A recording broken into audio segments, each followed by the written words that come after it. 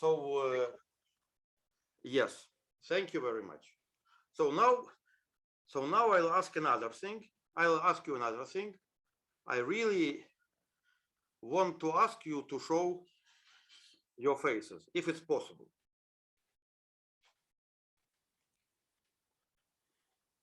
If it's not convenient, you may keep it like this.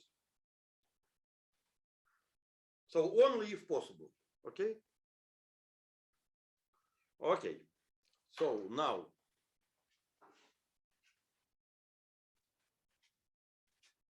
I'd like to tell you about BV, as I was asked. So it's actually BV in where? I'll call it in general mathematics and physics. So if you know me, you should understand that when I consider general, it doesn't mean calculus. I mean general concepts. Okay? Like, you know, Fermat's theorem is not a general concept. It's a particular concept. Okay?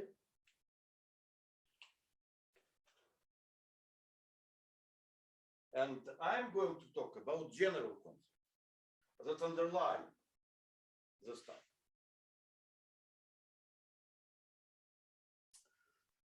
So it happened that this structure was missed, you see? So let us look what BV means. BV means Batalin and Wilkovitsky. They were physicists. So you may think, how did it happen that physicists, I'm sorry, I need to adjust the camera. How did it happen that physicists invented mathematical objects?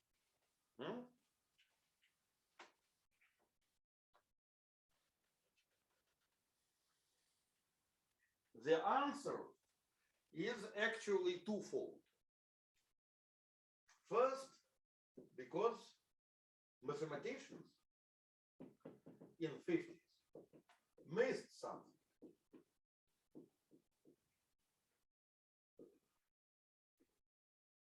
And I'll explain what did they miss, okay? Second is that physicists in 70s needed something.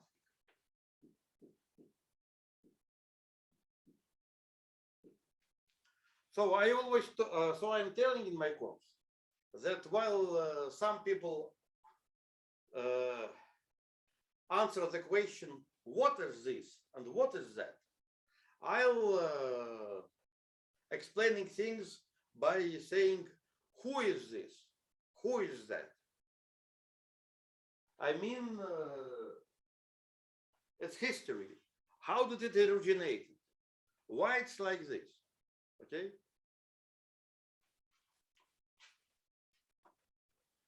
So maybe I'll start with one of the definitions and then explanation on these two questions. Okay?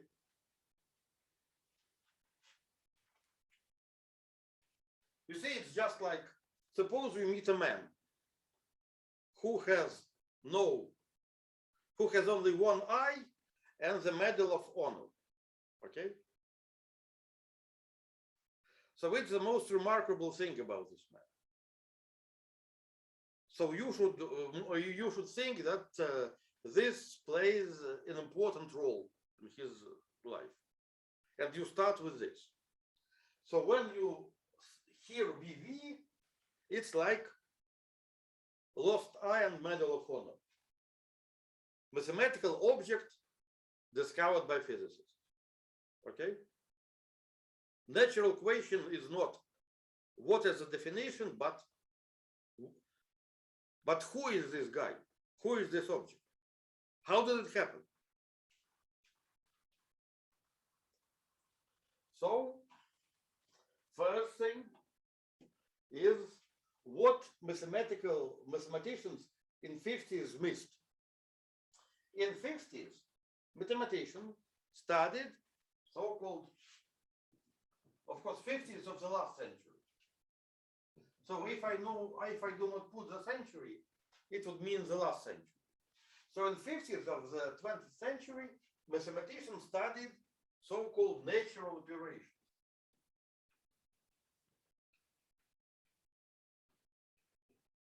On tensors. Okay? They classified these operations. And in particular, they haven't met this object. Because when they studied natural operations on tensors, they studied in particular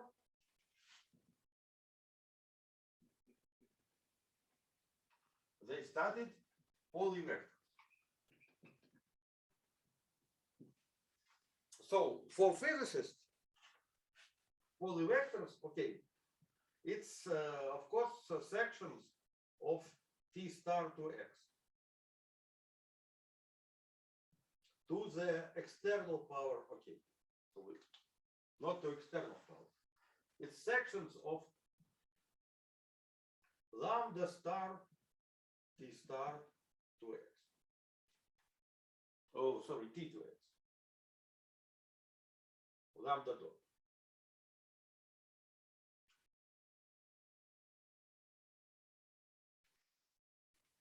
Okay, so they're called poly because lambda 1 of tx is tx and its sections are vector fields.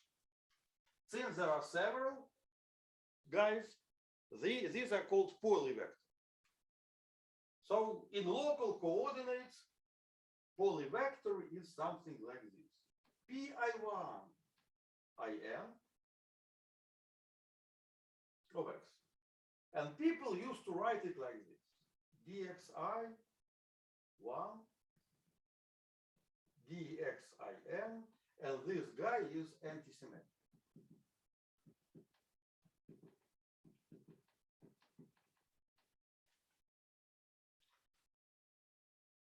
So when mathematicians study these polyvectors, why do they study?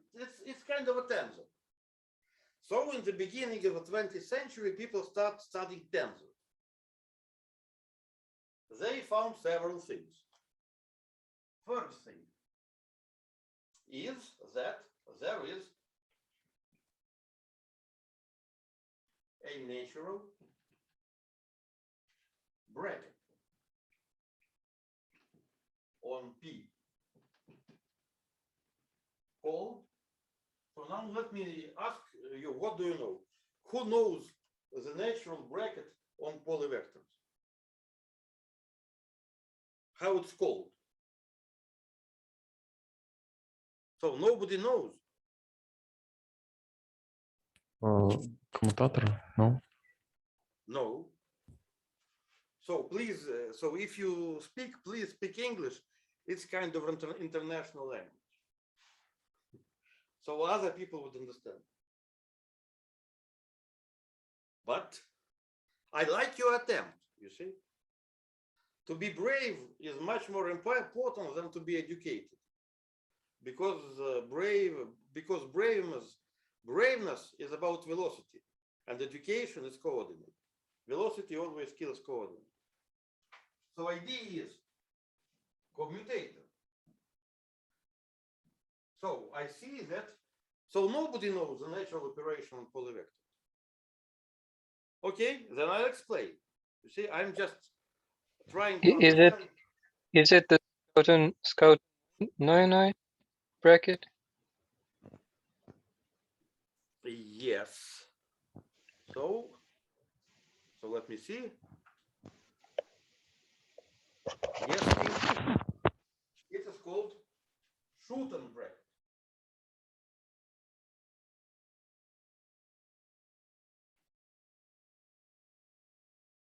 So if you are Russian, you will never pronounce it as Schooten. Russians were not allowed to leave the country, so then they were reading this Holland name as Schooten, because they were not even allowed to communicate to Western science.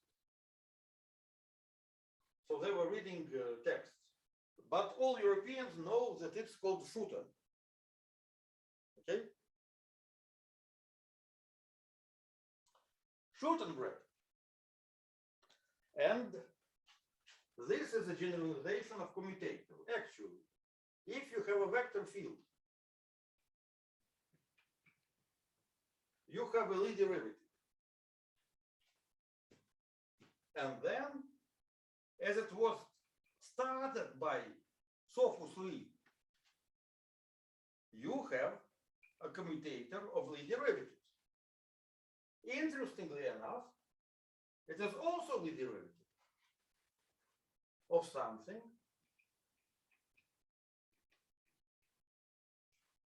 that is called Lie bracket. So the question would be how to generalize, or is it possible to generalize this structure on polyvectors? So we have not done this.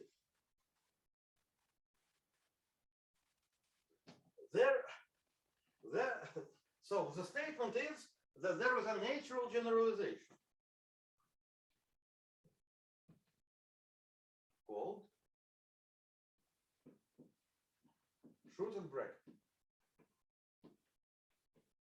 Now I am not going to give a definition. I will try to explain to you something natural. You know, my approach is that unmotivated definitions are as bad as unmotivated restrictions. Okay? You can forbid me, say, to raise left hand. Nothing wrong. But I would be unhappy because not only this is a restriction, it is not motivated. Okay? So to write down a formula is not enough. Definition has to be motivated. So actually motivation came from theoretical mechanics. It's one of the definitions. Motivation.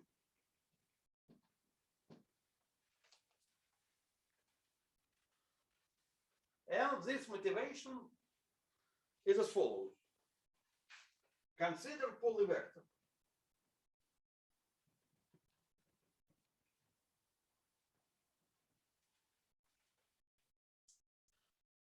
Could we consider polyvector as a function somewhere?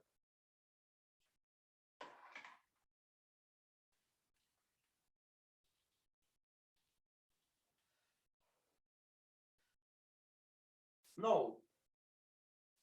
In this way, it would not go. Exactly. Because in theoretical mechanics, this thing looks like what?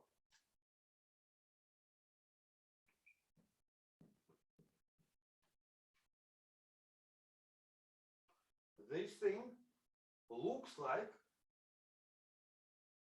so looks like function on t star of x.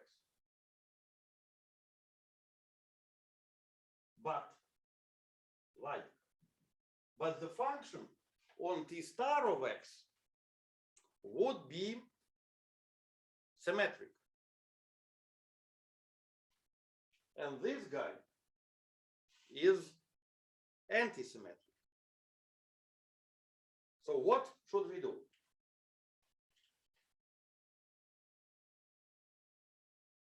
So what could you propose? So the first question is to consider polyvectors as functions somewhere. So what would you propose?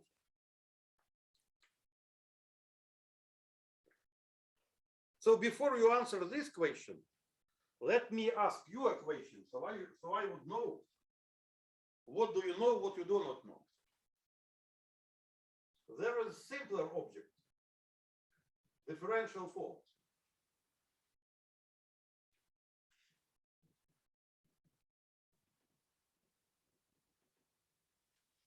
Do you know the following thing? These differential forms form a, so do you know that they form a supercommutative ring? Yes. So I don't know, please raise your hands who know that they form supercommutative ring.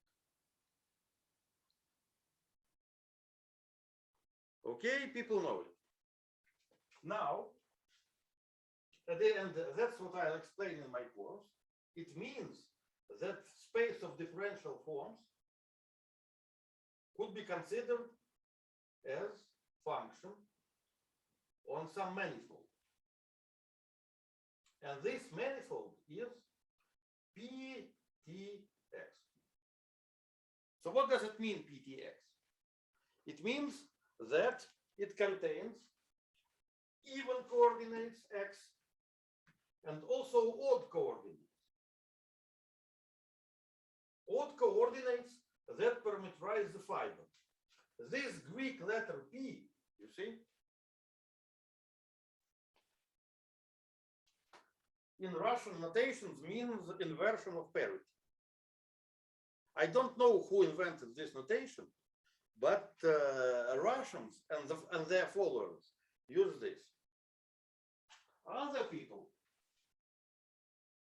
use another notation. T shifted by 1.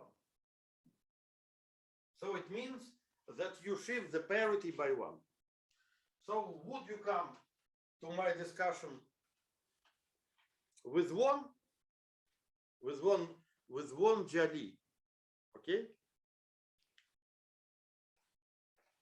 You would understand that minus is very important in mathematics. And in particular, the notion of Z2 graded spaces is very important. And the notion of supercommutativity is very important. And that's what I'll go to talk in 2 lectures on my main course. But I assume that you will get it. So you have functions on the tangent bundle shifted by 1. And you can multiply it. So you know it. So this operation is useful. So now polyvectors. Let me ask you. What is the supermanifold or superspace on which polyvectors are functions?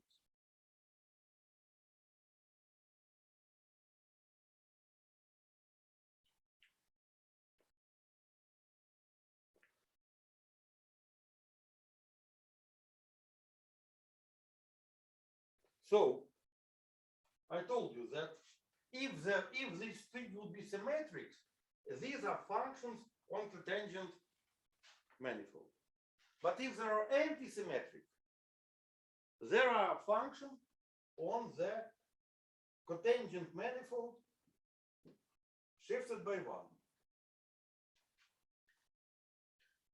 So since I graduated from Moscow Physical and Technical Institute, I was supposed to be an engineer. So I know that engineers don't like these abstract notions. They want everything to be written in coordinates. So consider functions of x and theta. So now I'll speak in the language of engineers. This guy with upper index and this guy with lower index. This theta anti-commute. So I formally expand them. And I'll get I1, IN, theta I1, theta IN. And this is polyvector. Okay?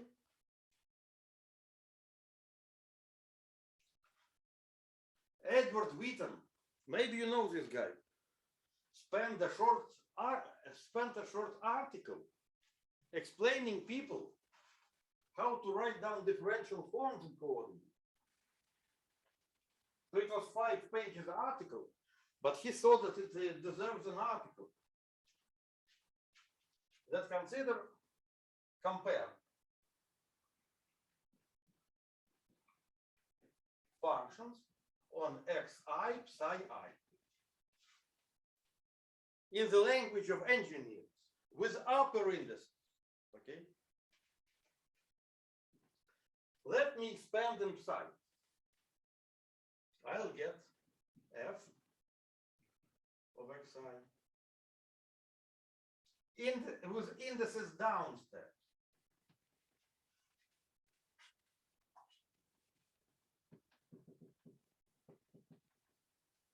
Okay. And these are differential forms. So that's what I meant here. Now, you may look at these two formulas and say, look, they are very different.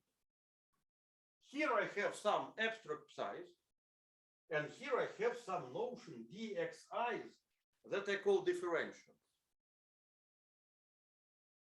Do you know why that happens? It happens because on the smooth manifolds, d is psi I, d over dxi. Maybe you knew this formula for the Rham. Then d of x I is psi I. So you can either call psi by their own names or say that they are images or differentials of functions x.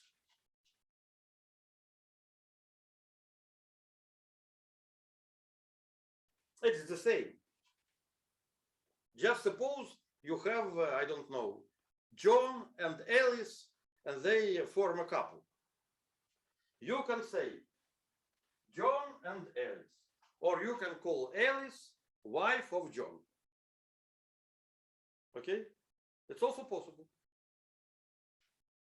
And then when you speak about Alice, you can equivalently call her wife of John. By the way, it's not politically correct right now, because there should be natural democracy. Okay? It's not natural to call a person wife of somebody. It's a separate person. Similarly, these psi's are separate coordinates. So this is a modern way to write them. It is called the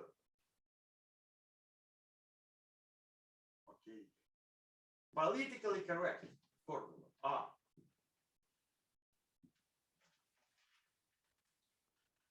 While this is politically wrong formula.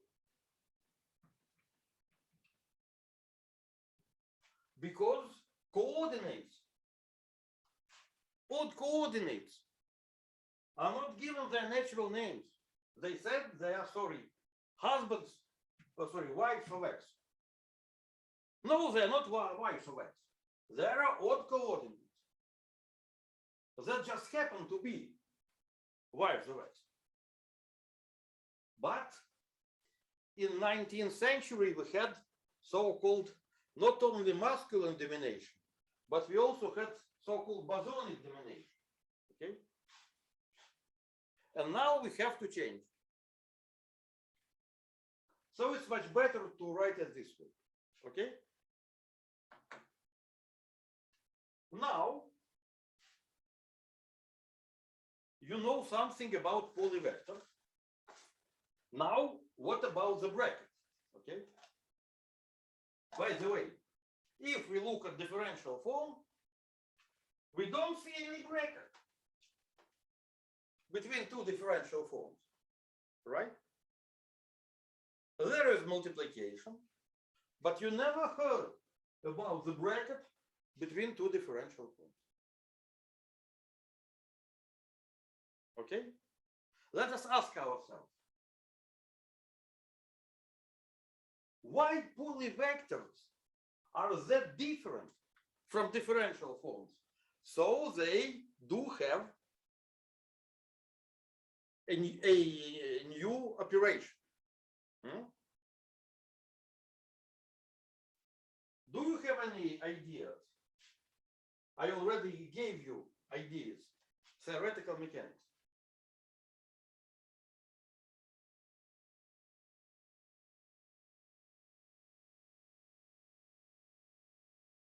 Developed in the 19th century in Europe.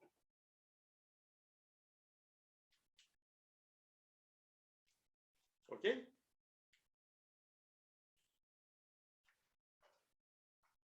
So why polyvectors are that different from differential forms?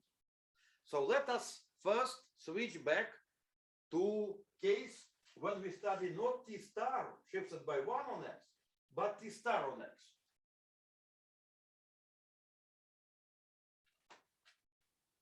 How T star on X is different from T on X in particular.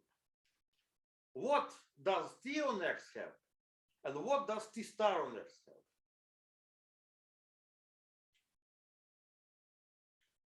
T on X has natural differential like this. So it has a distinguished vector field. Okay? So this vector field is a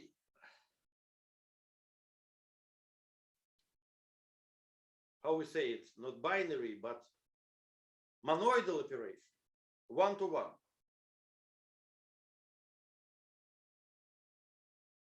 So what do we have on T star of X? So may I ask you to guess, what do we have on T star of X that we do not have on T of X?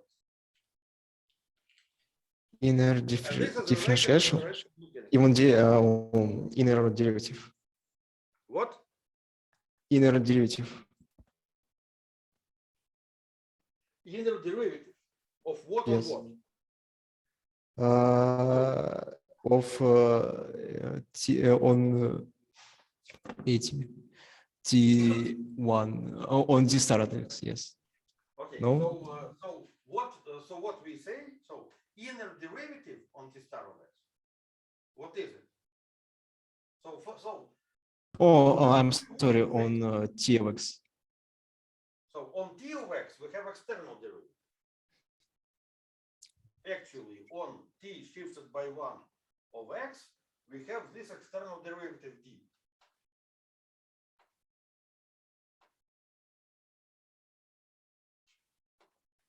Now let us think what we have on T star of X before shifting. So you see, in 19th century, physicists and mathematicians were not that far away. So in European culture, at least in European culture, theoretical mechanics was considered as a science close to mathematics. In particular, the great mind, Hamilton from Ireland, developed many things. He developed quaternions, as you know, and he also developed what is called hamiltonian mechanics. And he is considered to be a greatest Irish mathematician.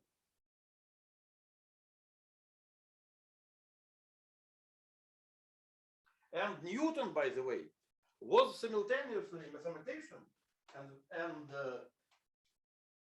and physicist. because he invented essential piece of calculus, he also invented, as he could at that time, laws of nature and even the framework. So people were working side by side.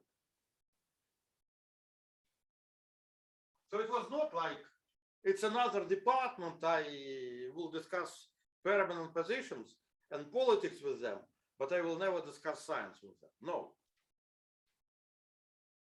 They were closer. Okay? So Hamilton discovered. Okay, I'll talk about it on my lecture in the course. But Hamiltonian discovered the notion of the phase space. Do you know what the phase space is? Who doesn't know what the phase space is?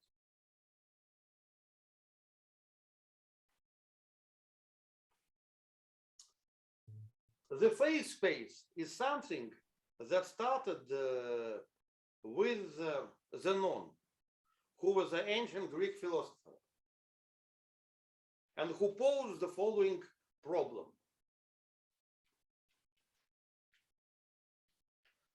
It was a problem, I think sometimes it's called problem of an arrow.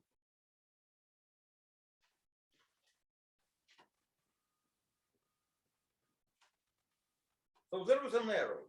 He said, at each moment of time, this arrow is somewhere, okay?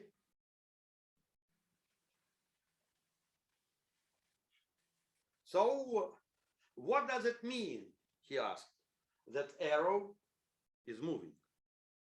If at any moment of time, it is at rest. So this Zenon was a very wise guy. At least he asked wise questions. So it means the following. So the explanation turns out to be the following.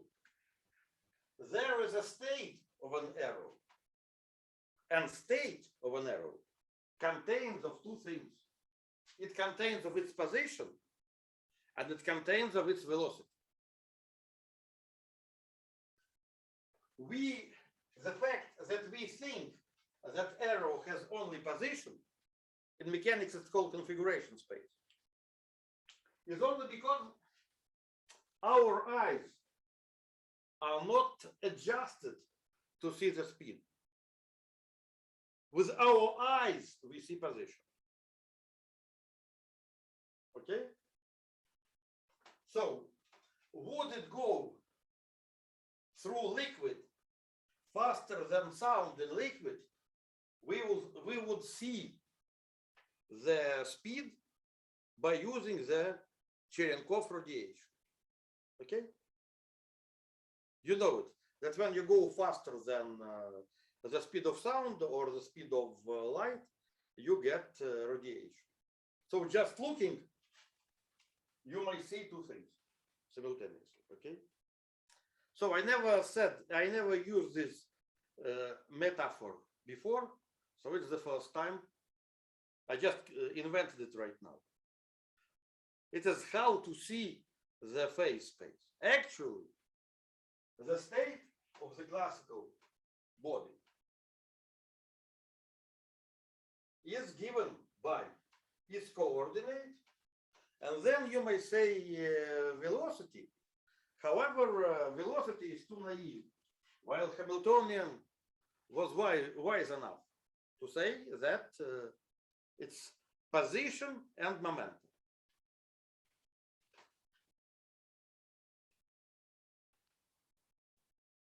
Okay.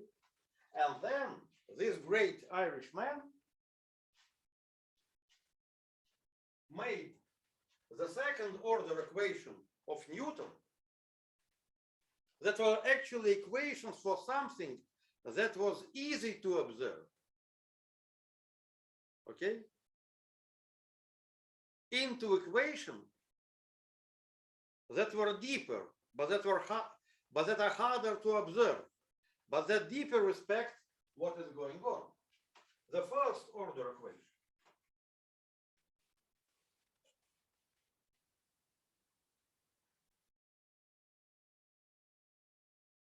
So P dot was equal to something, and X dot was equal to something. And he wrote some formulas. And all these formulas were quite abstract and not general enough until the great work now of Arnold, 1966, who said that what we call theoretical mechanics is actually symplectic mechanics. Now it is so trivial that we could not even think how we lived before it or without it. He said, look,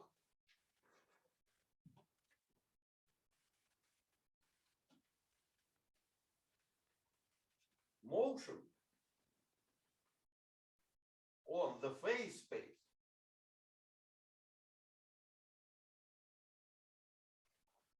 is determined by two data. Is determined by the following data.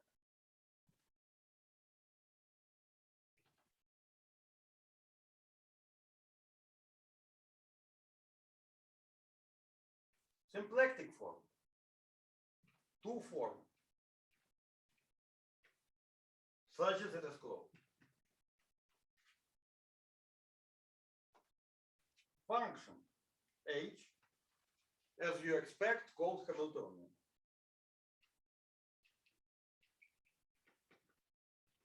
It's a function.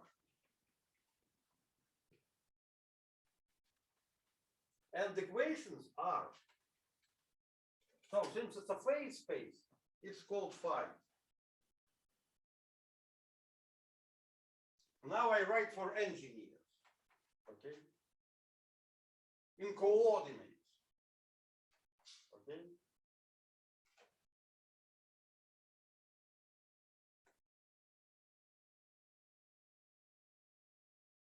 I forgot how to write it. Could you shift the camera slightly?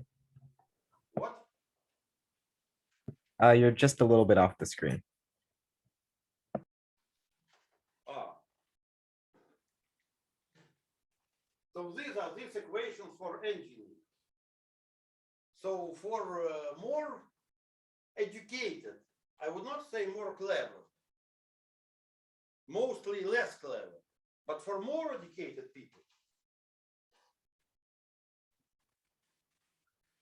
this formula is written as this: contraction of the vector field into the symplectic form is the derivative of H.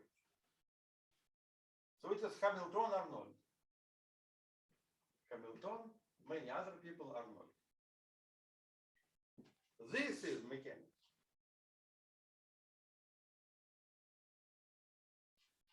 So when you say that mechanics is this and nothing else but this, you somehow kill people who name the department of Moscow University as mechanical and mathematical department. Because one thing sits inside another. At the same way, you are killing the department in St. Petersburg. So for people who don't know anything about Russia, Moscow is the current capital and St. Petersburg was the previous capital. So in St. Petersburg University, they called it MATMECH, mathematics and mechanics. So when Arnold wrote this paper, the name MATMECH was like theory of triangles and polygons, okay?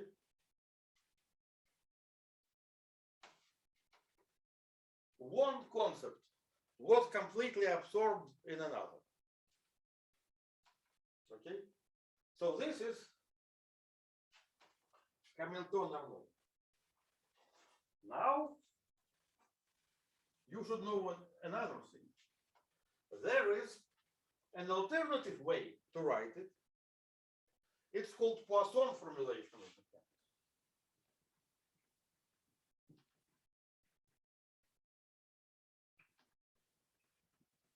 Who knows the Poisson formulation of mechanics?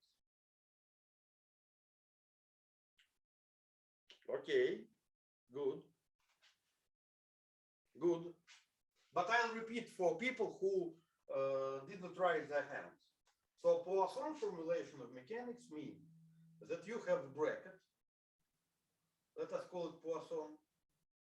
So it is a map from function square to function. That is antisymmetric. That satisfies Jacobi identity. And that is written as Pij di f f1, f2. So this is the bracket between f1, f2 that depends by vector. So we wanted to have polyvectors, however, we already met bivector. So in Poisson formulation of mechanics,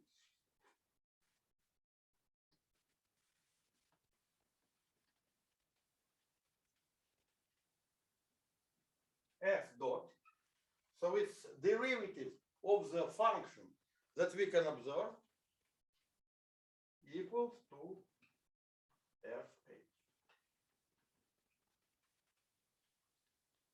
And I put here pi to show that this bracket depends on this pi. Okay. So you see, Poisson was even older than Hamilton.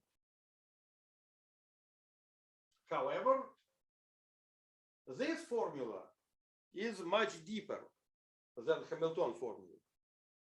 And do you know why? Because this formula is a direct limit.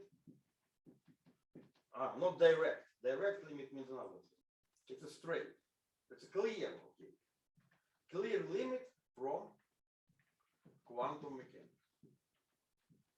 So when somebody is teaching you this formula in the course of theoretical mechanics, not saying that it immediately comes from the quantum mechanics, it means that either he is not understanding what he is talking about, or he is just wasting your time.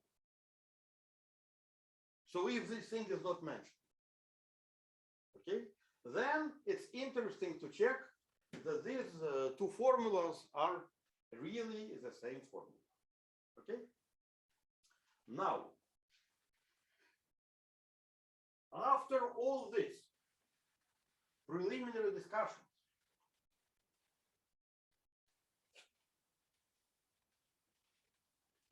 we can come here and look at this expression. What do we see here?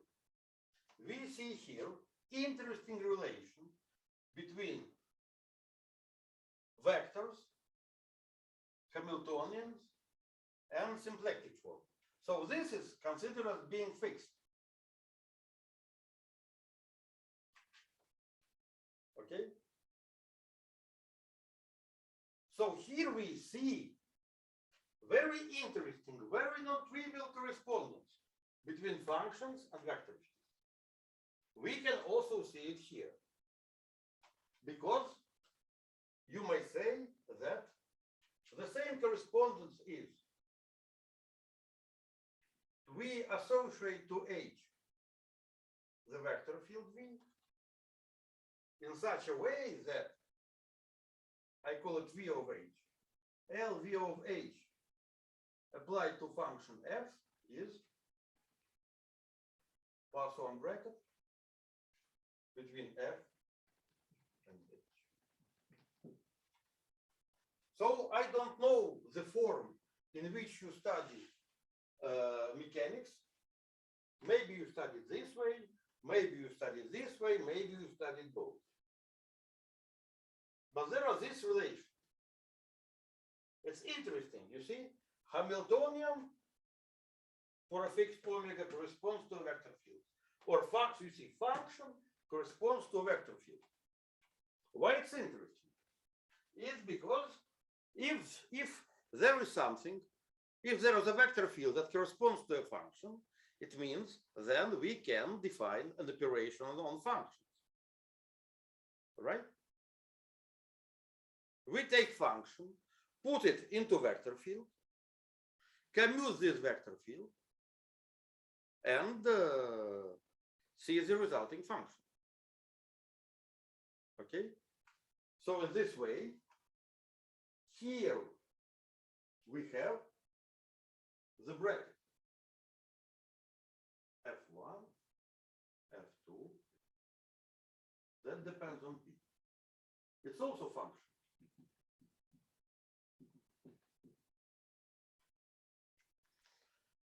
I would say its physical meaning is, sorry for saying physical meaning. You see, I say physical meaning because mostly mathematicians do not explain the meaning at all. And people who explain the meaning are physicists. The only problem with physicists is that they try to express their meaning, but they are not giving definitions. Mathematicians are giving definitions, not explaining the meanings. So meaning is function generates a vector field. Vector, it's naturally to commute vector fields, as Sophus Lee explained. So it's naturally to have operation on function. That is called the Poisson bracket. Okay? Now, interesting that this nice structure depends on P, or here on omega. So, on general manifold, the bracket is not natural. You see, here we have P. However, interestingly enough, if the manifold is not general, but P star of X has natural bivector. Okay?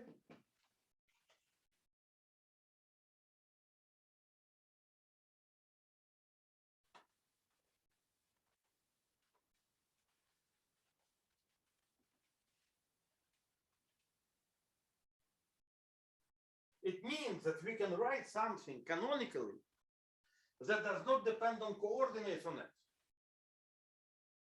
So how do we do it?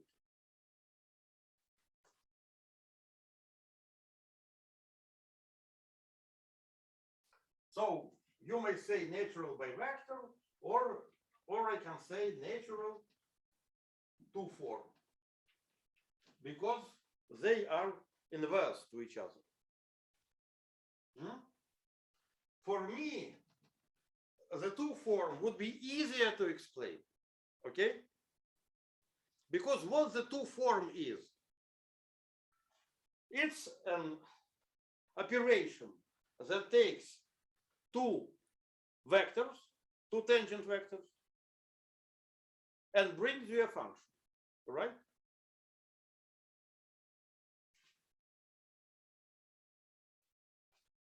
So we will make the following construction. Consider tangent vector to X. It belongs to T of X at point P. Consider tangent vector to T star along the fiber. It belongs to T star of X, because the fiber is linear and tangent vectors coincide with the space. So it's very natural to make a pairing. That's it. That is a canonical two form. I never use coordinates. as a normal mathematician would say. However, this explanation is too refined for engineer who I am. My profession after graduation is engineer physicist in nuclear physics. So I know what? I know a bit how engineers think. And I know that this explanation is too abstract. So physicists would say, sorry, engineer.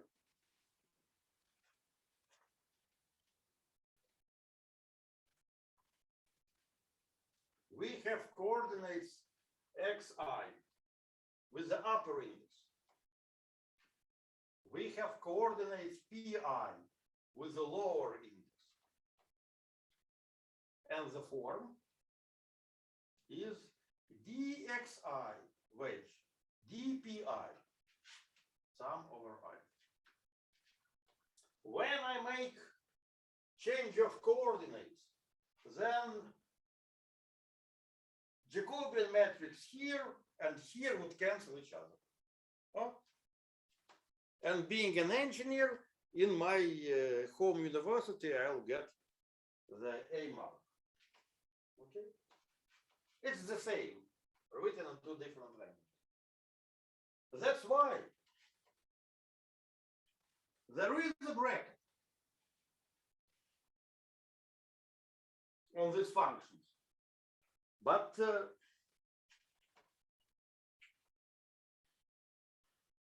it's not what we are looking for.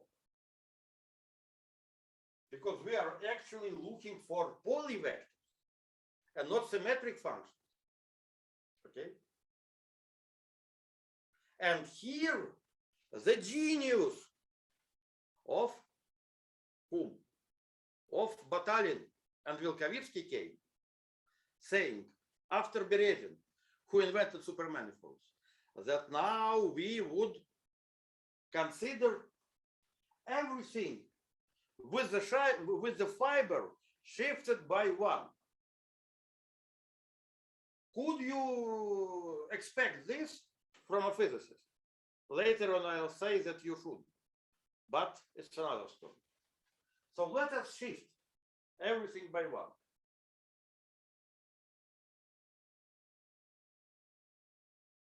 So,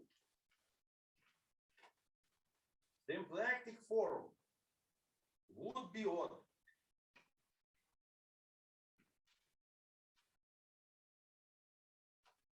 So when he was writing this, nobody could even think about odd symplectic form.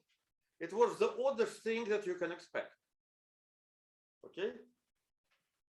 Because for people, odd symplectic form it was as clear as, say, I don't know, odd currency. Take a coin, shift its parity by one. Looks meaningless. Okay? So this would be odd, because these coordinates would be odd. So this form called BV form is dxi d theta I. So this is odd.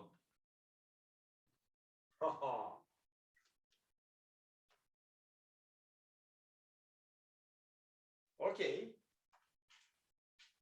So now polyvectors become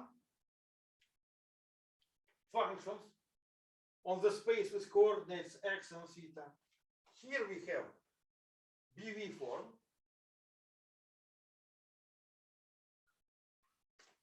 And the dual to it would be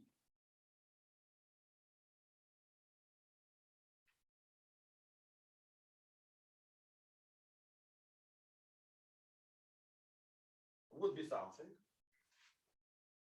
okay, by vector.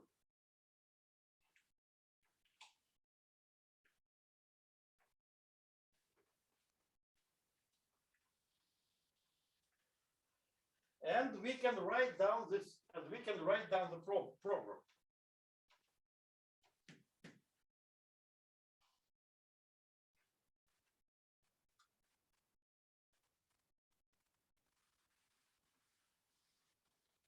So suppose we have a function on pt star x, and we know that it's a polyvector. What can we do? Let us say that the parity of this function is q. So it could be either even or odd. Now, let us construct a vector field out of this function.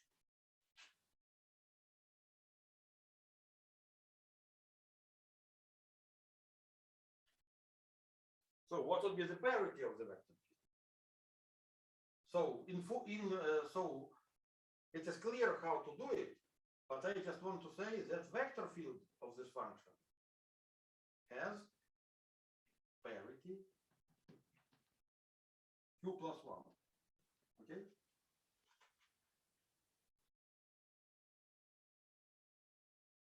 Now we can do what? We could commute vector fields, right? Vf1 commute with Vf2 as an operators, as differentiations of the algebra, whatever. And this is, and this should be, of course, supercommutative. So this has parity q1 plus 1, and this has parity q2 plus 1. Okay?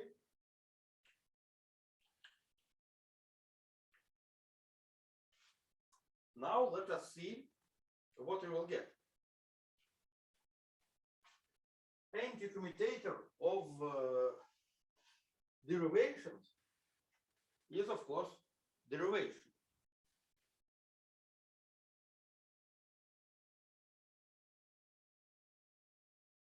Of something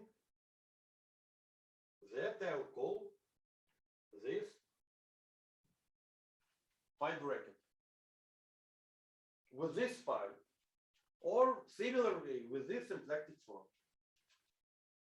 And it turns out that it is exactly the Schooten bracket.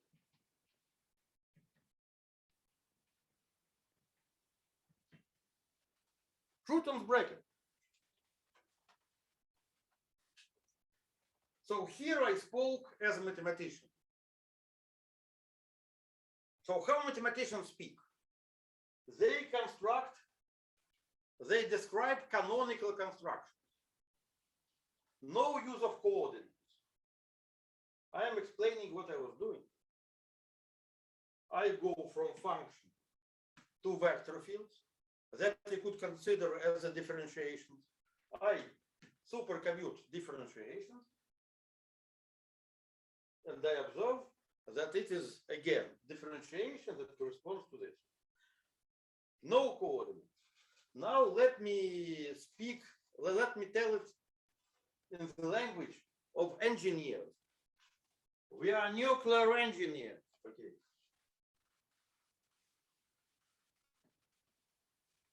Don't mess with us, you see. We are writing everything in coordinates. Otherwise, everything will blow up. Okay. So in order to be sure what we are doing, we are writing things in coordinates. Okay?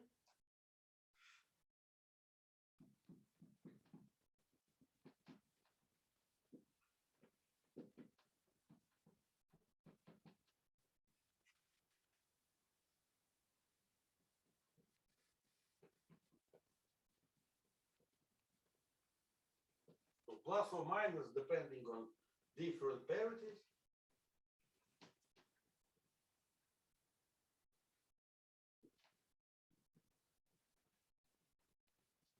So it is Poisson bracket with odd Poisson structure. You need to be a physicist with with the brightness of mathematical mind to invent super commutative mechanics. You should actually think as a mathematician. That's why Batalin and Vilkovitsky are great. But at the moment, they are not that great yet. Because at the moment,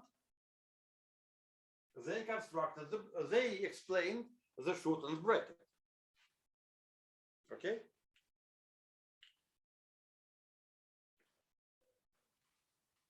By the way, please remember this formula, because this would be an example of BV operator.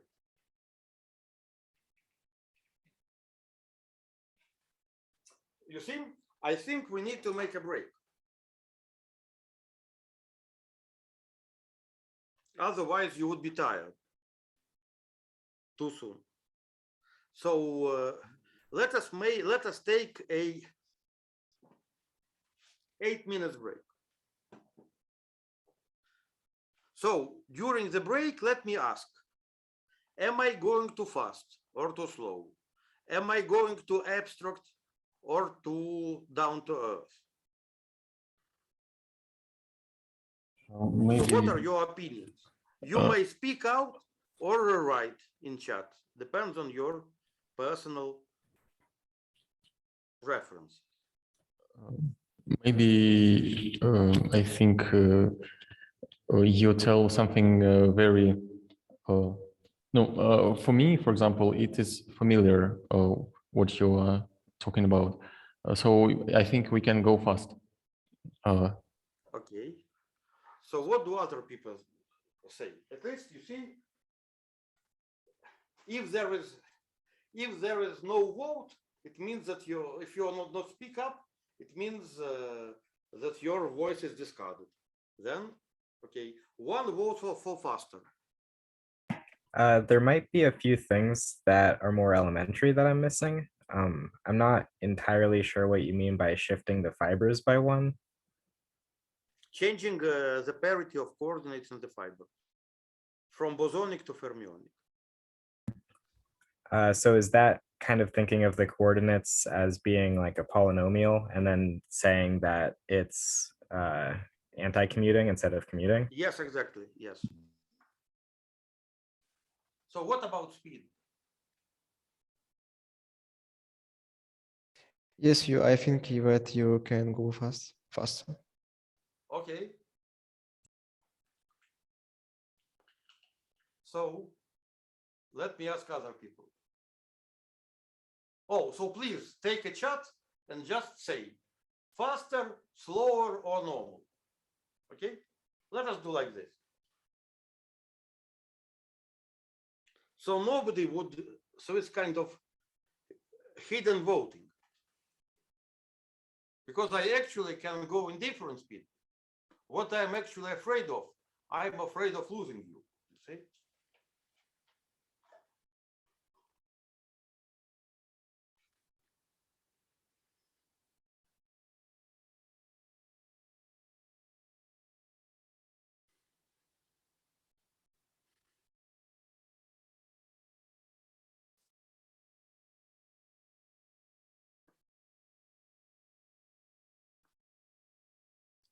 So faster, slower, normal. There are several letters that you can put.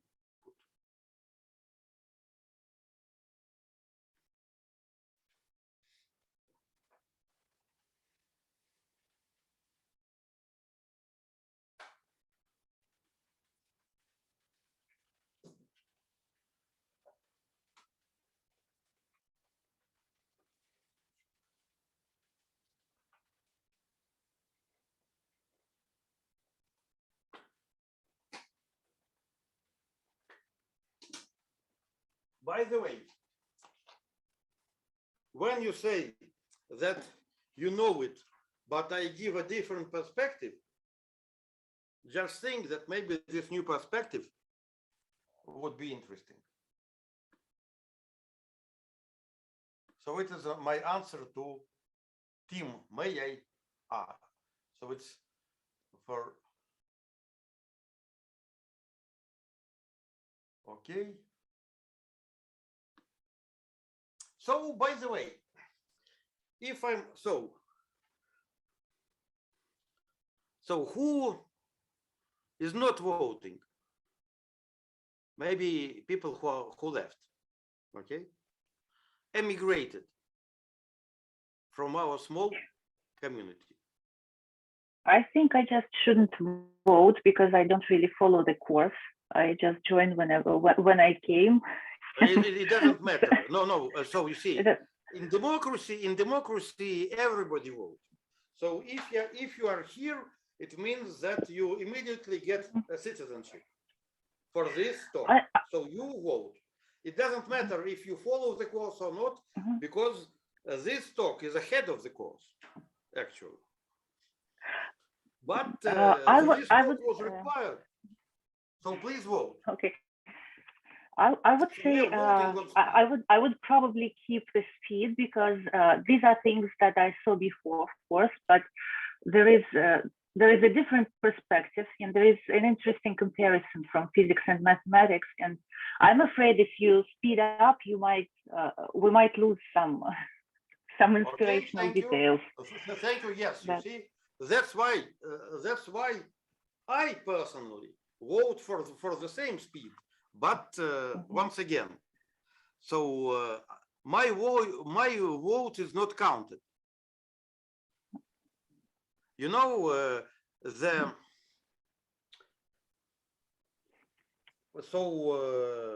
in the USTC, who covers this event, people say that people from USTC are to serve Chinese people. Okay. So since I am covered by USTC, I had to follow their ideology. And even now there is no people from USTC. I cannot change ideology immediately. So I try to serve everybody. By the way, if you feel that you are an expert and you want a faster speed, you are welcome for a private discussion. Okay? During the office hours. Okay, so I'd like to hear maybe one would say, or Justin would say something. So let me see.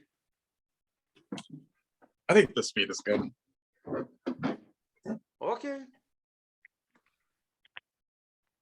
Okay, so I get the percentage of votes for me like Putin in the presidential election. So it means that I'll stay here for another term, and hopefully another term, then another term. Okay.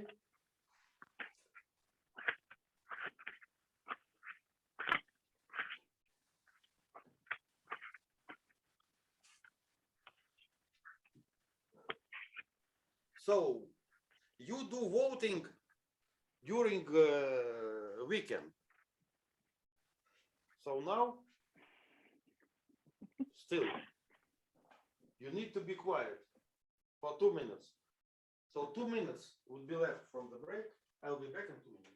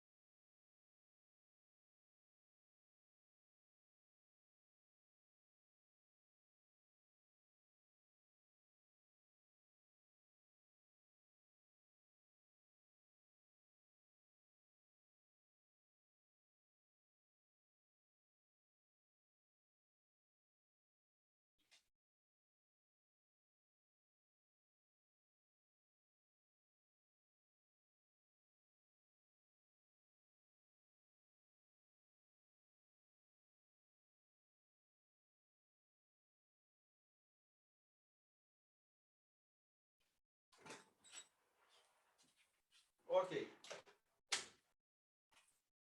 So I am back. I was not precise. I'm sorry. Okay. So let us continue.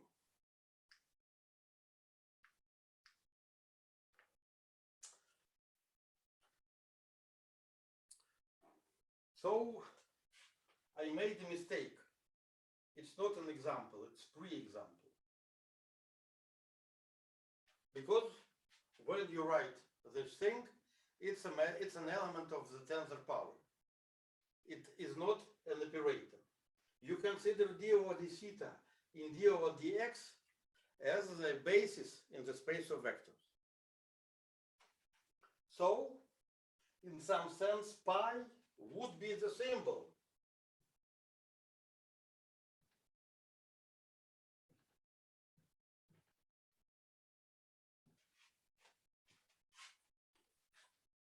Maybe symbol is written like this.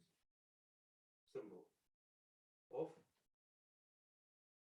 second order operator.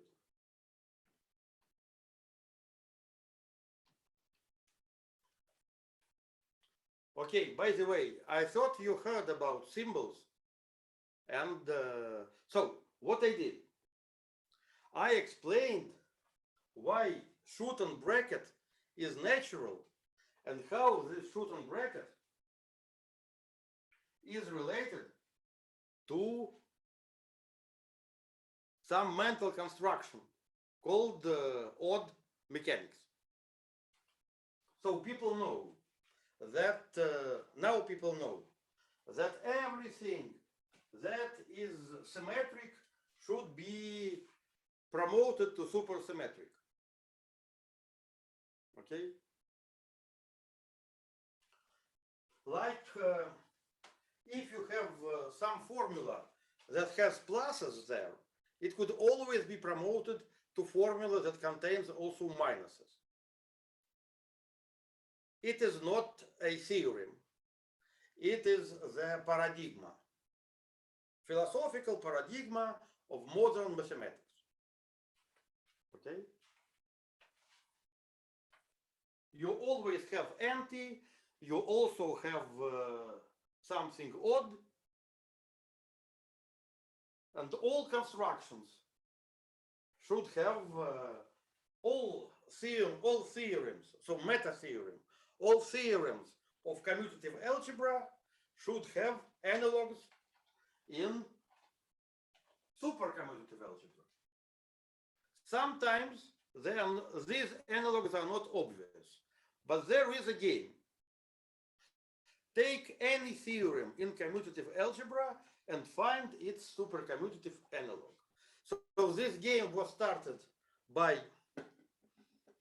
Grassmann, great French mathematician who was not allowed to be a professor at university because people didn't understand him. And he was a school teacher of mathematics. By the way, he invented multidimensional spaces. Also, people didn't like that. So he invented multidimensional spaces and this supercommutative ring. Now, why we should consider it seriously? It's because what we are made out of are fermions. Okay? Only light is boson.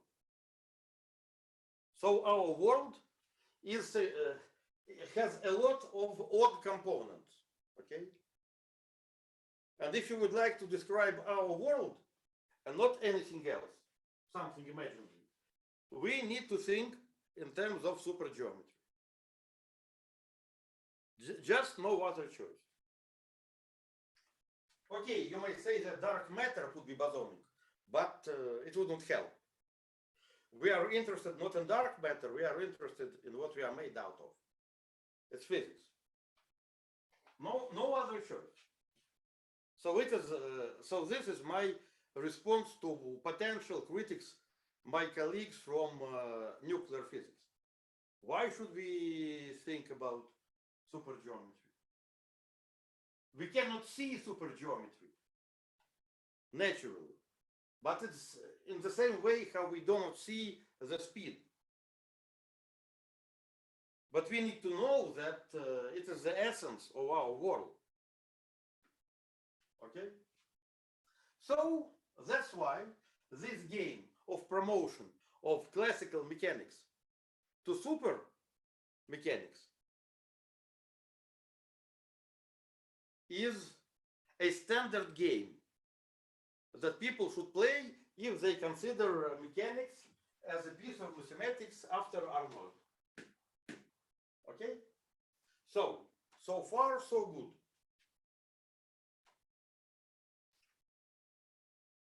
When I do this, it could be considered just as BV reinterpretation of Schooten's results, like 20 years ago. But Batalin and Vilkovitsky invented something else. Now, let me come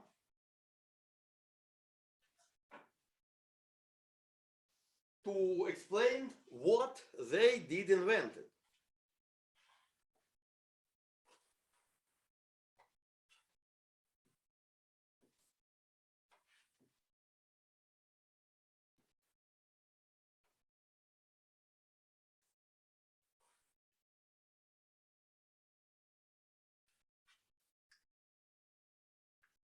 There are many ways to follow their reasoning. You see, in this course, and even in complementary talks on this course, I am explaining the reason. I am not answering the question what. I am answering the question why. You see? There are two different questions. So,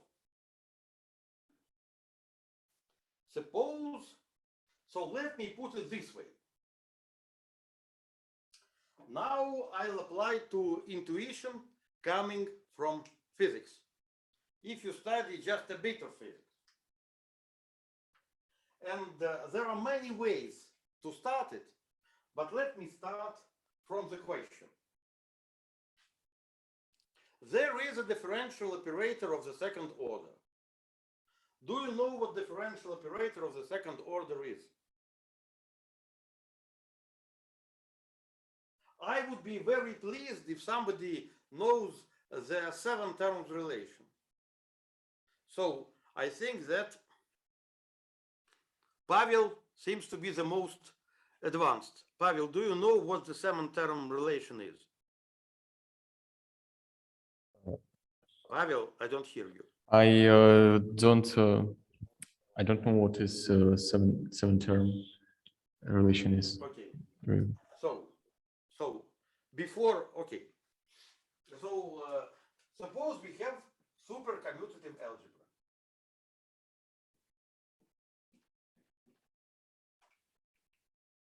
Say commutative algebra.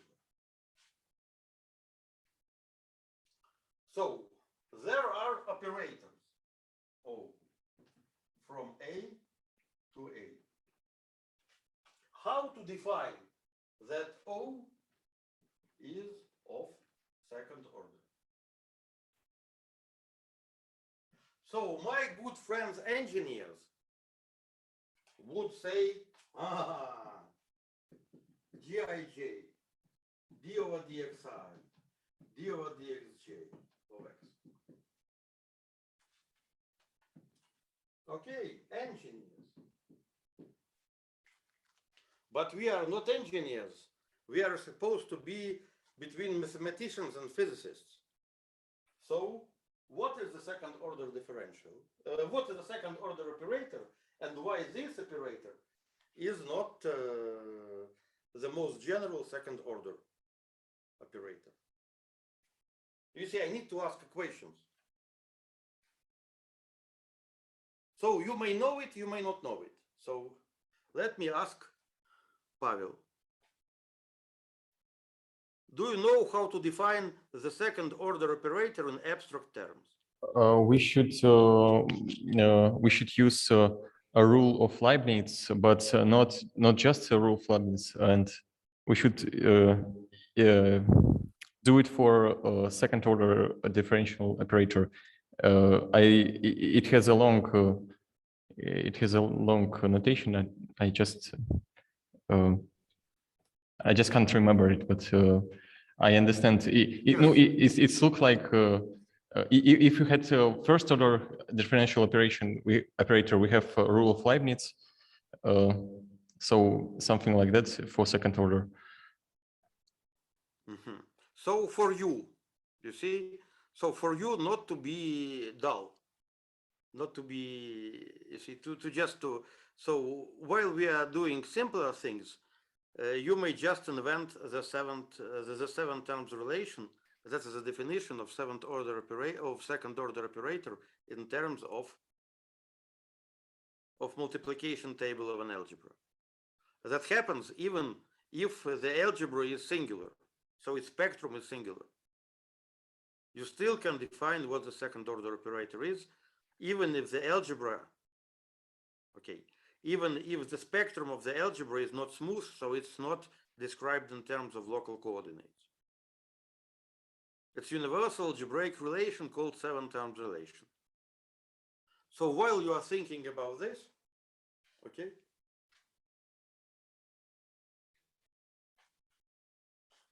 let me tell the rest of the audience the following thing. That when you have a second order operator, you may think that you have this. Then just imagine that you start changing coordinates. Okay? So here is engineering notation. So when you start changing coordinates, something like g of y, g of y,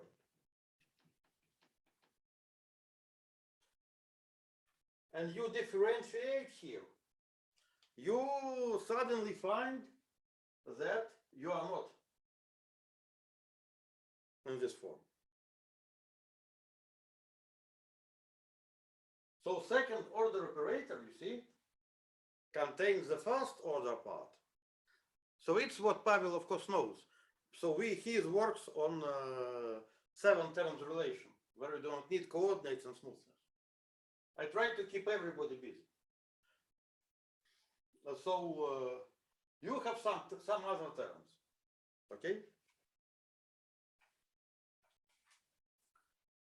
However, the coefficient in front of the higher derivatives is a tensor. It's independent, so it properly depends if you change coordinates. It's called symbol. So people in physics know that classical mechanics is about symbols. That's what I told you. Hamiltonian could be Gij, Pi, Pj. Now, in old days, like 25, 30 of the last century, people were trying to study quantization. So they want P to be like d over dxi. They put h here. Then they put it here, and immediately they found that result depends on coordinate system. So people are still thinking about it and call this phenomena ambiguity of quantization. So it means that it is not clear how to go from the symbol to operator. So this nice Poissonian bivector is just a symbol of some operator. However, the question would be, is there a natural way to construct an operator? Okay?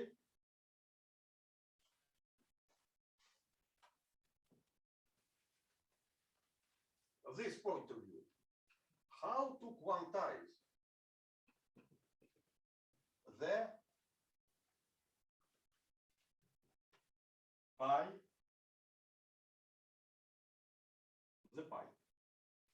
okay? How to write down second order operator? So if you may think that it is enough to write just like this, you would be wrong. So first you may put it also like this, on the level of symbol, it is the same. Then you may make the change of coordinate system, you get another operator. So something is wrong. It's not clear how to quantize.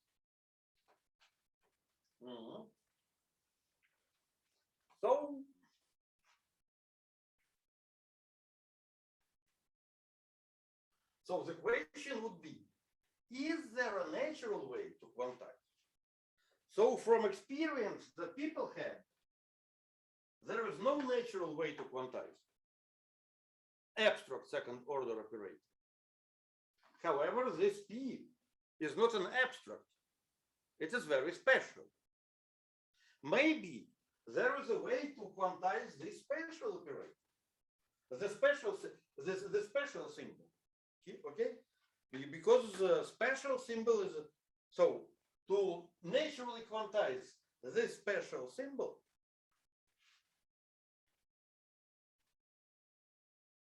So it could be that it's possible to do it based on some hidden structure of this. So let me give an example for physicists. So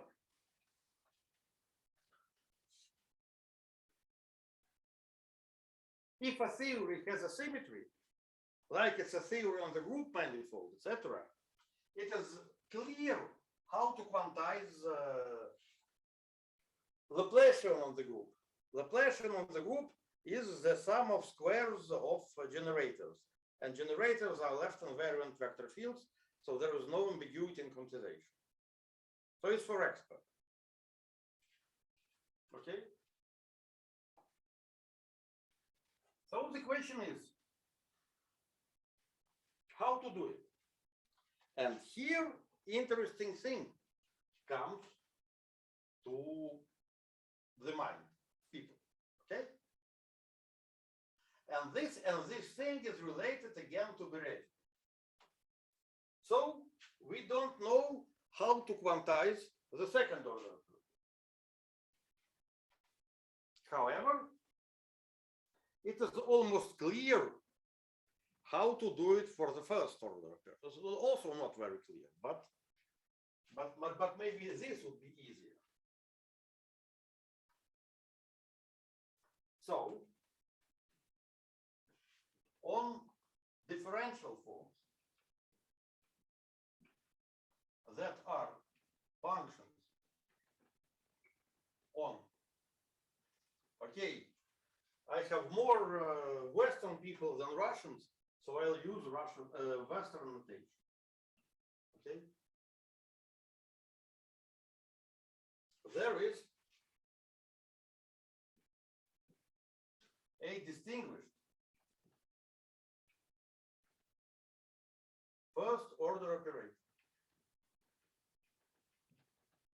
That is called the Rham. That the coordinates is psi I d over dx.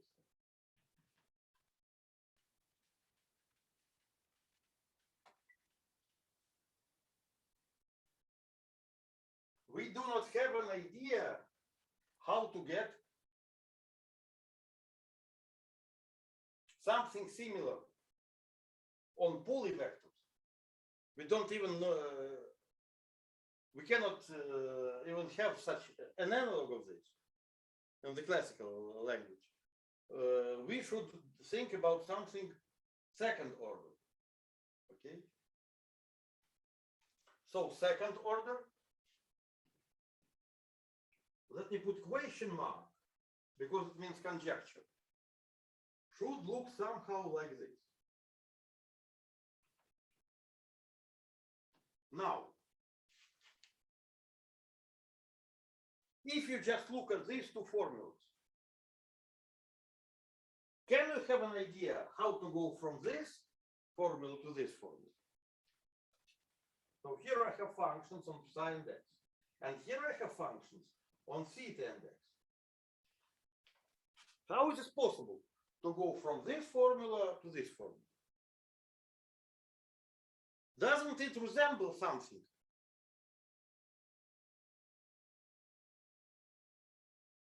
So try to look. What is a transformation? Okay, for x's, it's okay. So what is a transformation that takes multiplication by derivative and vice versa? Who knows such a Fourier transform. Fourier Exactly. transformation. Exactly. So to go from this to this, it would be possible if we have Fourier transform. So, but to have Fourier transform, we need to integrate. Okay. So that's why we need Bayesian integration.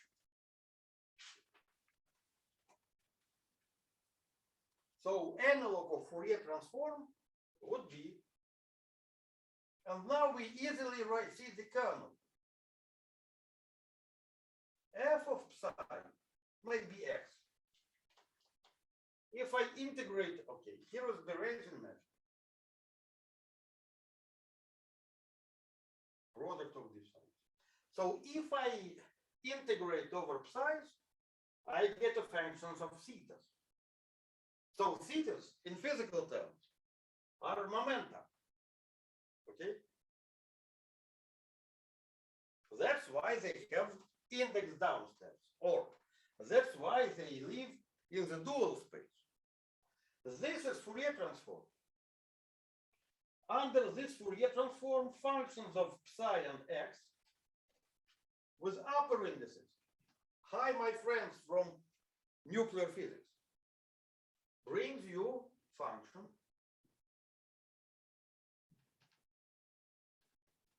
of momenta with lower index. Okay? And it turns the Rham into BV.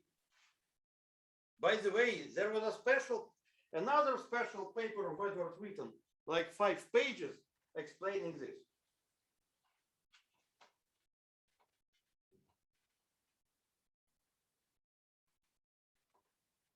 Okay. Now, this was canonical. This seems not to be canonical. Why? It's because here we need to have a measure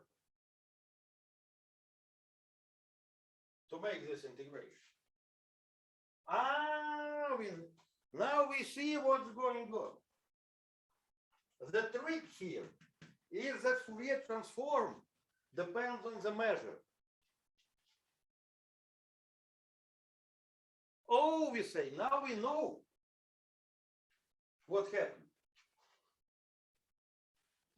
That relation between the Fourier transform has another parameter, it's omega, measure. It's not from one to another. It depends on omega. This is canonical, but this would not be canonical.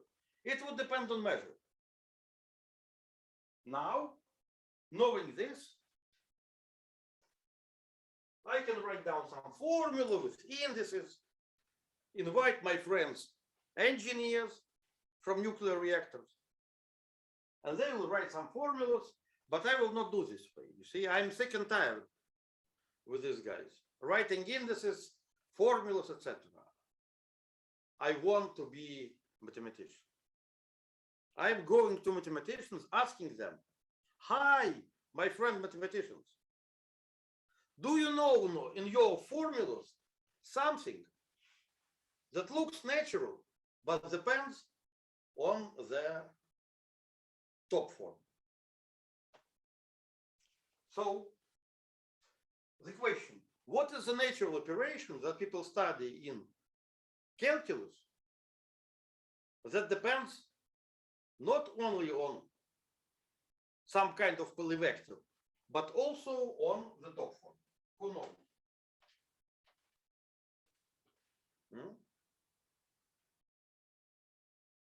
So very natural operation in vector analysis. So I assume that you know vector analysis. The Hodge star. What? The Hodge star. Hodge star depends on metric. And we need, you see, in our logic, no metric was involved. No animals were killed. So what is this operation from vector analysis? And if you don't know it, it's not your shame. It's the shame of teachers who are teaching you vector analysis in the first and second year. Because they just forgot to tell you geometrical meaning of some formula.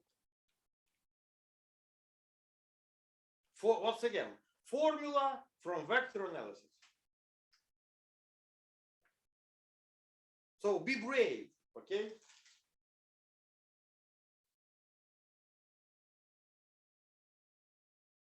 You see, if you give a wrong conjecture, I'm still very happy because I get a reply. Okay.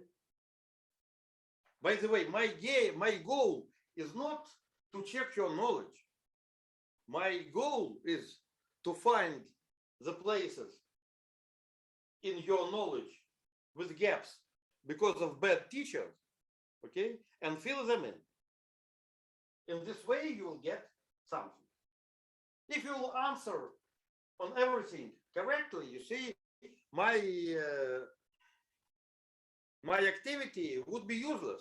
It would mean that Maybe maybe divergence. What? Divergence. Who said? Pavel, yes, I know. It Это вы чекаете. was Artem. Yes. Pavel knows. Did you know it before? Or you realize it right now? We know it with Artem. It was Artem said. Yes. it was on mathematical analysis in third semester. Somebody Something told me like this, this. yes? Yes. So it means good professor. Okay, good professor. But if you have good professor, you see, I have no job, you see.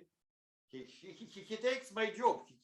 He takes my money. You see, whom I actually like are bad professors who are teaching with misconceptions.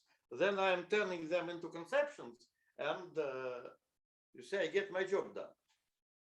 So I don't like good professors. I like bad professors. Okay. So how to write down divergence of the vector field? Could you say something? You see? In order to say, you need to switch on your sound. It's no.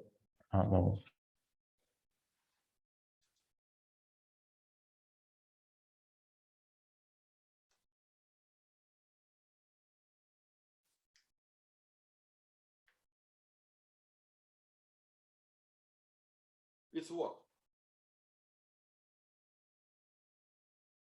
So divergence of vector field being not a canonical operations, but what? But operation that depends on the top form. So then you should give me the formula.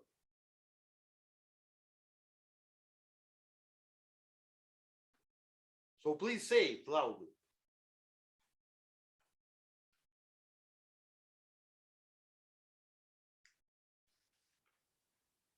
Pavel, please, As I remember, it is integral of divergence of x. sorry, it's not integral over divergence. Over divergence and top form equal to derivative of volume. Yes, equal to derivative by t. Derivative by what? T, no, parameter t of volume phi, no, phi from K. Phi is one parameter group of diffeomorphisms. Yes, and on K and integral on K. K is integral of omega top. no. K is wait. K is compact compact set in M. And integral on K. No, not there in integral. In the left side, integrals on K, and in the right side there is no integral. And also no volume is like okay. So formal. what is K? So here K is the space. What is K here? On the left hand side, I see the number. On the right hand side, I see the set. That would not be yes.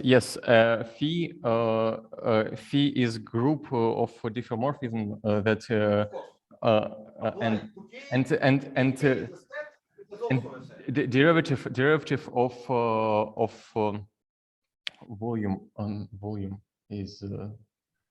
volume is как называется, мера. Measure of okay, so it means I still have something that I can share with you that is not that complicated. Okay, things are much more simple. We have omega top. Here we have Lie derivative. So Lie yes. was died many years ago. So it's better to remember that he was not Chinese. He was Norwegian. You see, I'm trying to see who you are and not what you are. This again would be a top form. And if top form is not degenerate,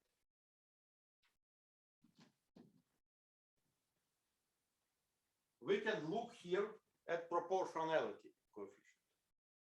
And it is called divergent omega v.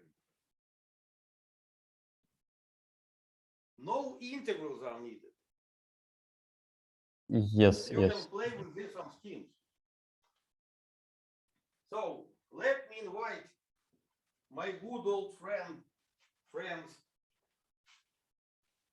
from nuclear energy department. Let us compute it.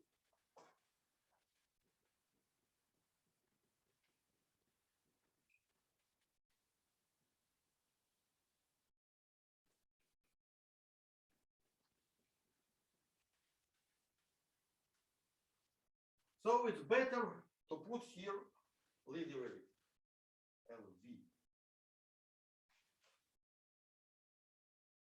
Let me compute it. I use the fact that Lie derivative commutes with D because of Cartan formula.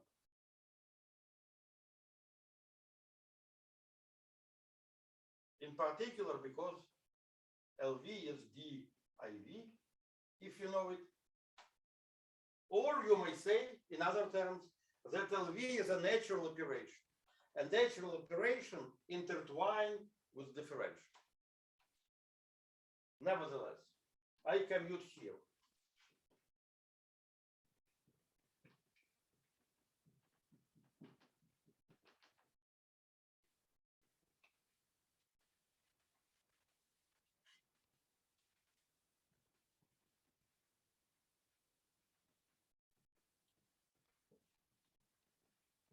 Etc.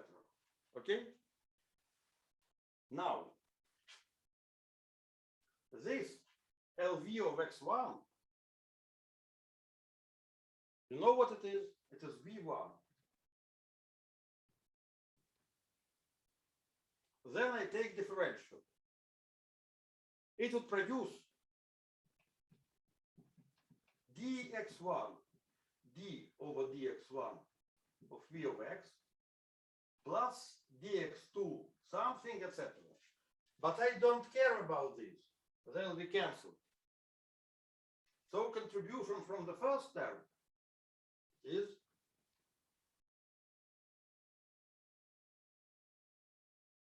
dv1 over dx1 plus dv2 over dx2 from the second term, etc. times dx1 dxn. So that's what we call divergence in calculus. So your professor is good, but not so good. You do not need it. Yes, it is my problem. It is professor told our good formula that you was mentioned. Okay, by the way, what was the name of your professor? Roman Karasев. Okay.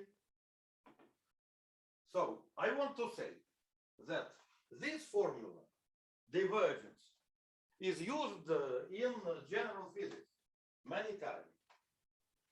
And it's a pity that people don't mention this relation. Once again, general remark, very general remark. Mathematical education in the world is awful. It has to be improved. So people from different countries do not know elementary things.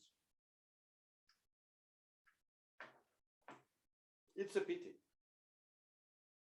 But it's a basic thing. It's a meaning of divergence. But it's a Lie derivative of the volume.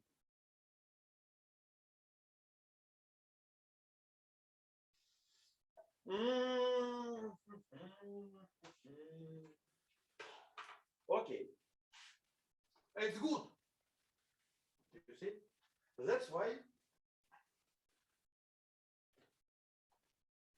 I have a chance to make my living by correcting it. You see, you think I'm that unhappy, that it is awful. No. I am very egoistic. I'm really happy because I have a lot of time, a lot of place to improve. You know, would I be a doctor? I would prefer to see sick people, not healthy people, because I'll have my living on health, on healing them. In the same way, I like bad professors, and actually not bad, mediocre. I like mediocre professors because if professor is actually bad, you're incurable. Like you see, if you had actually bad doctor, it's not possible to help you. So you will not pay me, okay? And if the doctor is or professor so, I have a rule to improve, okay? So I think I'm very angry. No, I'm actually very happy. Okay. Now,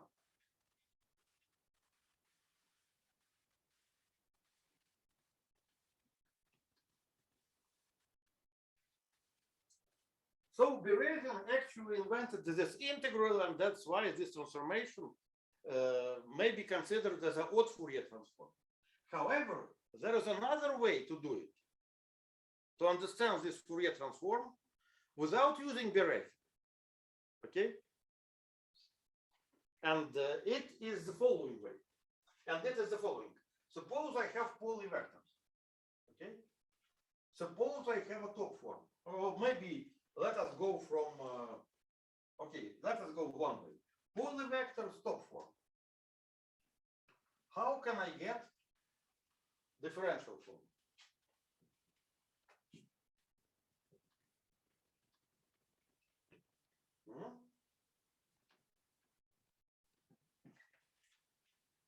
And it would be actually the Berezin integral in written in invariant way, okay, without integrals.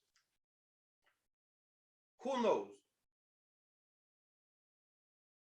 So my good friends from nuclear physics department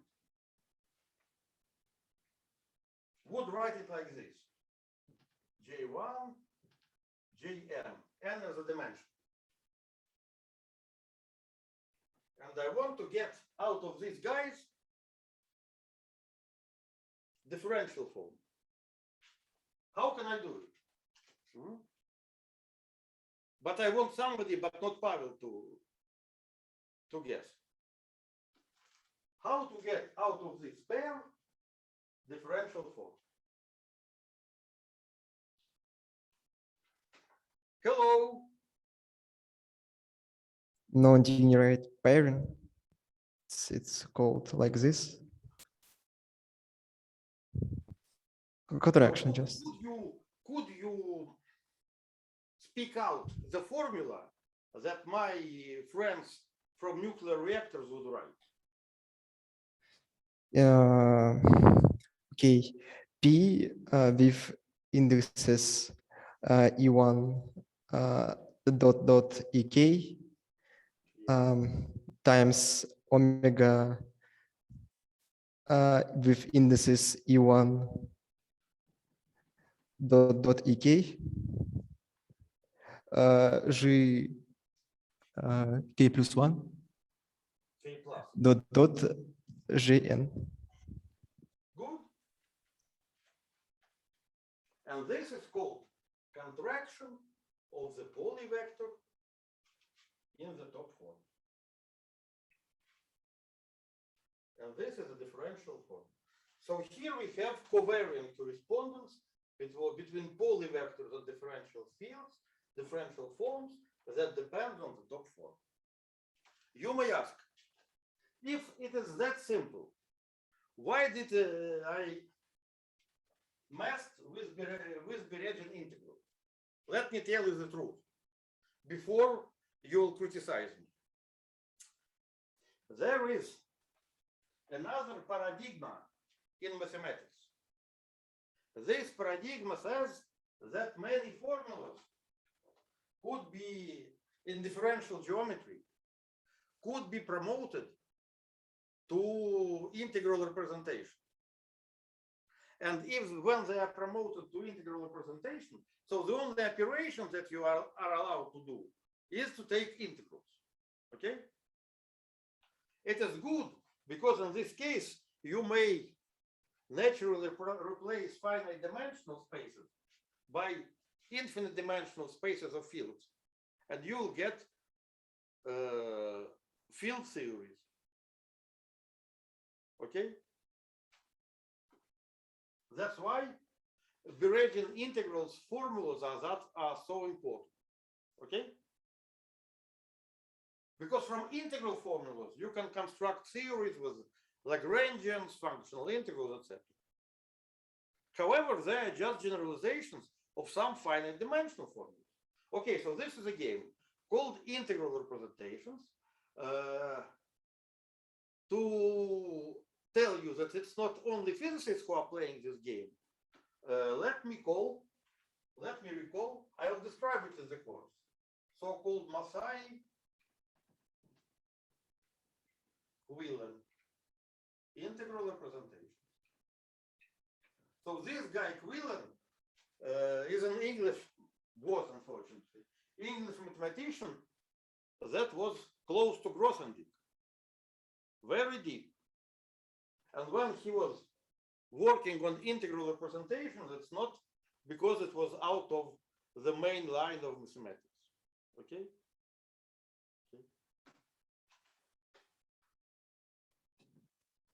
Now, so this is Fourier transform. Now we know what BV operator is applied to polyvector.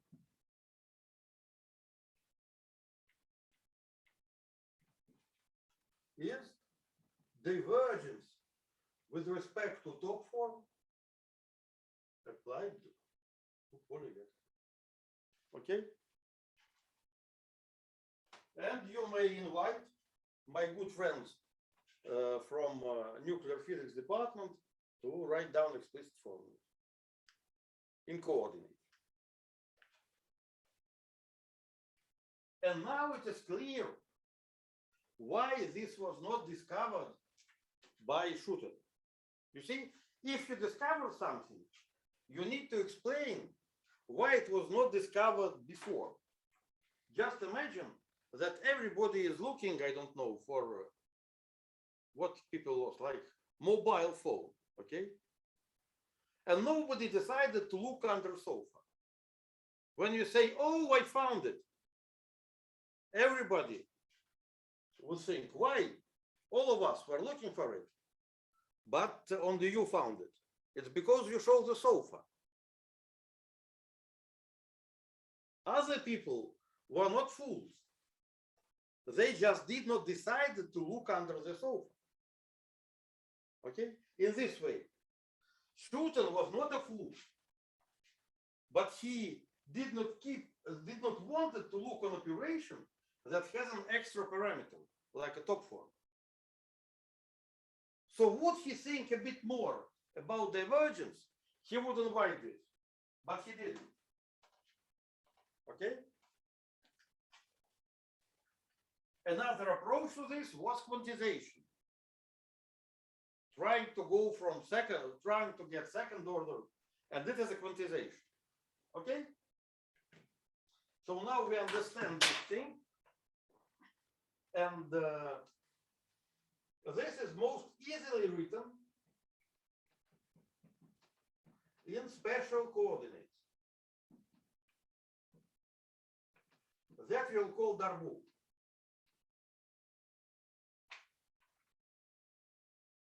In which pi is written like this, d over dx, d over dx. So, so in this special coordinates, it is this. If you start change coordinate system, you can keep the covariance in this way. So this is called PV Laplacian. This is its geometrical meaning, missed by mathematicians, and people realize it because they knew, physicists knew that they should quantize. Now we know that it came from quantization, okay? So it is clear that now we would like to develop some kind of theory or science that would use this quantization. And this is called Batalin-Vilkovitsky master equation. It is very simple.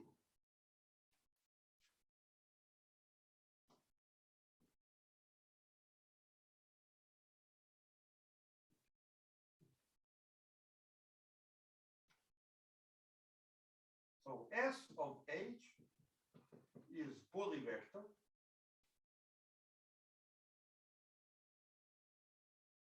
times belongs to. So it's polyvector with values in formal power series in H. And we are writing down this equation. And this equation, it's not the equation yet. This equation. And we expand in H. So time is running out. I promised to end even earlier. So what should we do? Should we continue this discussion next Friday at the same time? If you are interested to see what's going on there. Of course. Once again, okay, you are the parliament. I am the prime minister. Parliament controls prime minister, not vice versa. Okay? Because who I am your servant. Okay. I am paid, okay, in some way to serve you. Okay. So parliament is always higher than prime minister. So I will do what you wish. The seminar would be, I'll continue only if you vote for it to continue. So Saturday at the same time would be good for me. you see what I actually want. I actually want you to form a parliament. Okay. Actually, it's like something world. You see, you came from different places of the world. Okay, so we have somebody represented Asia, namely one. We have Justin. What do you represent if you are still here? What do I represent? I guess America. Great, we have America. Olga also represents America. So Max, what do you represent? I represent Russia. Great, yes. And now Gori, what do you represent? I'm an American. Okay, so we have Americans, Russians, no Europeans. It's a pity. Okay, we will work on it. So let me look at the chat. Let us continue this international seminar. Maybe, okay, we continue along this line. Okay, so I will be very happy to see the same people next Saturday, or if you want to change time, please write me a letter.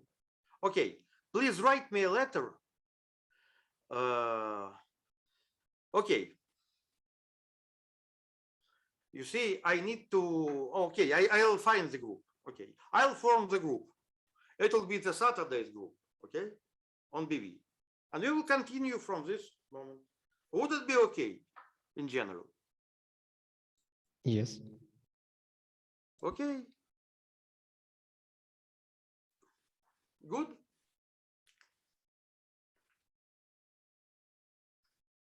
Very good. By the way, do you know how late it is in Korea? You don't know. The time difference is, like in China, 5 hours. So it's 3:30 a.m. Still? Okay. So we make this group, okay? Perhaps we can live together in this group for some time, okay? Then we will know each other better. I will know you better. And after BV, maybe we will start another special seminar on something that you would be interested in, okay? So consider your participation in this seminar as the possibility to know me better, to show your preferences, and then I'll definitely move towards you. Okay. Okay. So now, who was about to make a recording? I made a recording. Okay, so now let us stop recording, and please don't switch your computer because recording would be converted.